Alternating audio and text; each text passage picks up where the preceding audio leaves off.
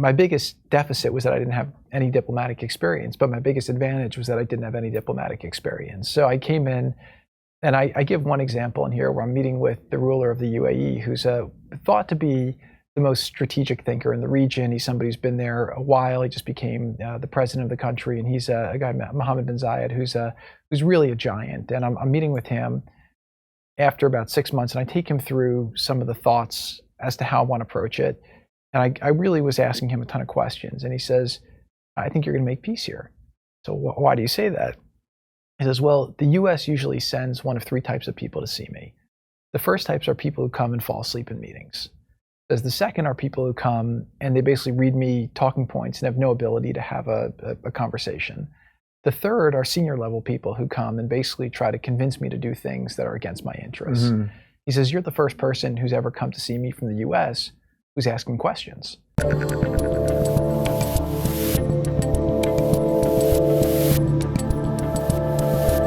All right, let's jump over to the peace process. So now things are happening. You're a couple of years in. You were working on this from day one, basically? Mm-hmm. Or really, was it from day one? Like you said, this is going to be something I'm going to get on. Did he want you on that? Was this something that you just brought to him? So the way I found out about it was I get a call from the woman who did public relations for our real estate business. And at the time, Ivanka and I were still thinking, will we go to Washington or not? And she calls and says, the New York Times just called and said, you and Ivanka have decided to go to Washington, that you're working on Middle East peace. I said, well, that's not true. I said, that we haven't made a decision. He says, well, their source is your father-in-law. I said, okay. So he went there for, I guess, an editorial board meeting, and they asked him, he said, oh, Jared's great. He's going to come and he's going to work on Middle East peace. Oh, that's hilarious. So, I don't know if he meant it or not, but the next day they're like, who is Jared Kushner? What the hell does he know about the Middle East? And by the way, they were right. I didn't know anything. Maybe it was the last time they were right. And but then, after the first couple months, I said, okay, well, this is something I was tasked with. Let me start exploring. So, Jason Greenblatt came in with me and Avi Berkowitz, and yep. we started just researching what had been done before us. And what I did in the first year was I just tried to understand everyone's perspective on the files. So my biggest deficit was that I didn't have any diplomatic experience, but my biggest advantage was that I didn't have any diplomatic experience. So I came in, and I give one example in here where I'm meeting with the ruler of the UAE, who's thought to be the most strategic thinker in the region. He's somebody who's been there a while. He just became the president of the country, and he's a guy, Mohammed bin Zayed, who's really a giant. And I'm meeting with him after about 6 months, and I take him through some of the thoughts as to how I want to approach it. And I really was asking him a ton of questions. And he says, I think you're going to make peace here. So why do you say that? He says, well, the US usually sends one of three types of people to see me. The first types are people who come and fall asleep in meetings. He says the second are people who come and they basically read me talking points and have no ability to have a conversation. The third are senior level people who come and basically try to convince me to do things that are against my interests. Mm-hmm. He says, you're the first person who's ever come to see me from the US who's asking questions. And my fundamental question was very simple, which is the US has a ton of power. What would you do if you were us, right? Like, what's the end state that's achievable here? And what levers would you play with if you were us in order to try to achieve that end state? And it took him a couple times of me asking that question to actually understand that I was seeking like an honest feedback on the question. Mm.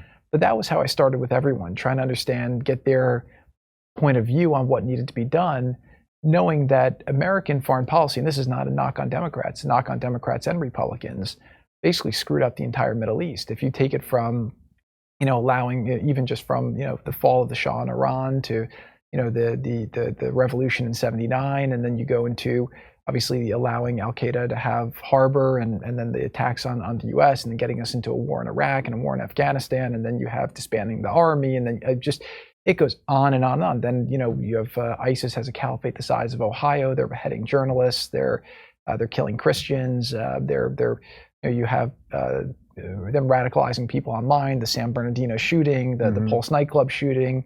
Syria's in a civil war. 500,000 people are killed. I mean, U.S. policy in that region for decades was absolutely awful. And part of me, I guess maybe Trump was saying can't get any worse, so give Jared a try. Right. But we thought about it in a different way and really worked hard. And I write about kind of my journey trying to understand it for what it was at the time, instead of being romanced by the old notions. And then the more I would talk to the people who'd done it, and they would explain, well, this is what you have to look at and this you have to do. I was like, that makes absolutely no sense to me.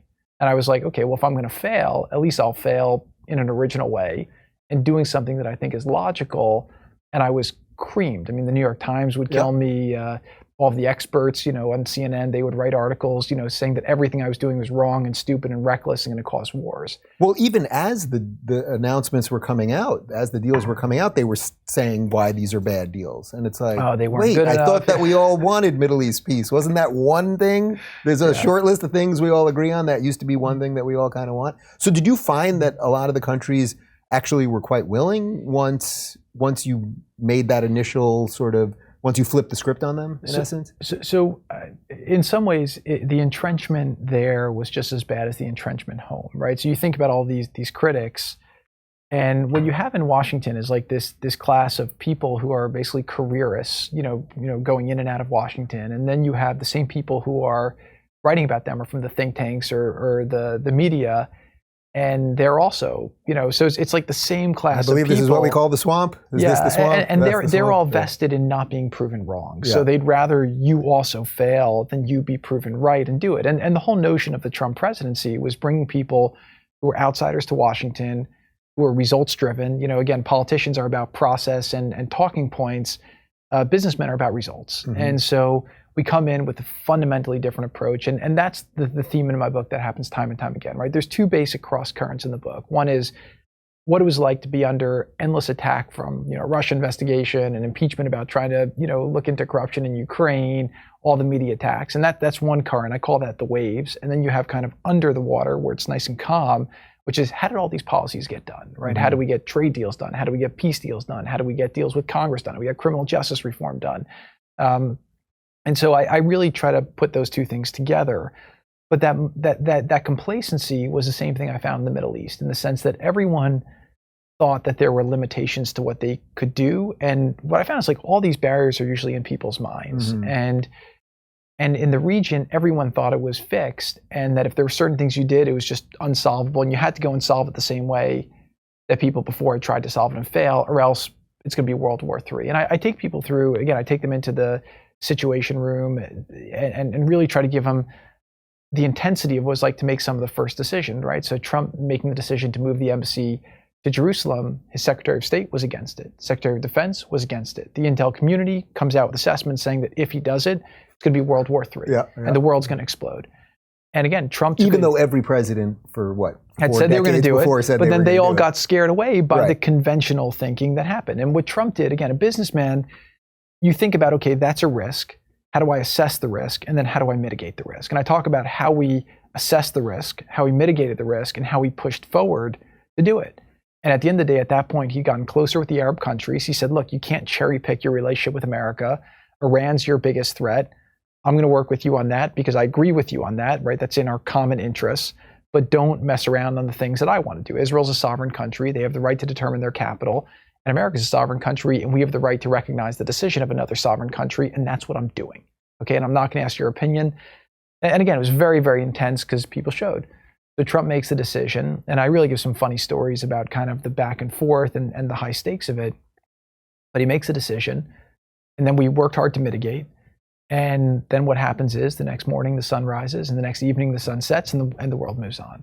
Same thing with getting out of the Iran deal. People warned him that if you do this, you're going to have World War III, everything's going to blow up. He makes a decision. The next morning the sun rises, next evening the sun sets, and he figured out ways to maneuver. And so all of a sudden, everything that seemed so fixed to people, all of a sudden was becoming a little bit more of a fluid situation. If you're looking for more honest and thoughtful conversations about politics instead of nonstop yelling, check out our politics playlist. And if you want to watch full interviews on a variety of topics, watch our full episode playlist all right over here.